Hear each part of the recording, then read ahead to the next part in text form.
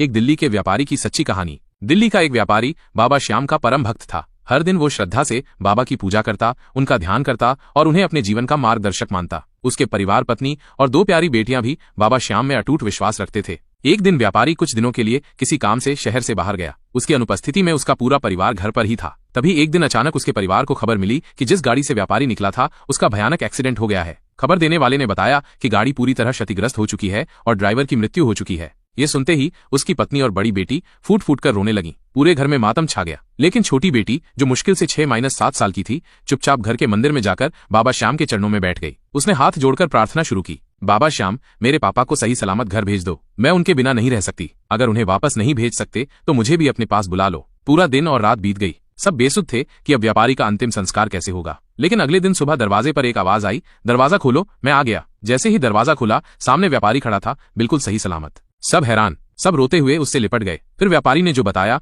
वो सुनकर सबकी आंखों से आंसू बह निकले। उसने कहा, मैं गाड़ी लेकर जा रहा था, लेकिन रास्ते में चाय पीने के लिए एक ढाबे पर रुका। जैसे ही चाय पीकर पैसे देने गया, कोई अजनबी मेरी गाड़ी लेकर भाग गया। मैं कुछ समझ नहीं पाया। टैक्सी से किसी तरह वापस घर पहुंचा। अब मुझे पता चला कि उसी गाड़ी का एक्सीडेंट हुआ जिसमें मैं बैठा होता अगर वो चोरी न होती। ये सुनते ही सबकी आंखों में आंसू और दिल में बाबा श्याम के लिए आभार भर गया। सब समझ गए कि बाबा श्याम ने ही उस दिन किसी को भेजकर उन्हें इस भयानक विपत्ति से बचा लिया। उस दिन के बाद से उस परिवार का बाबा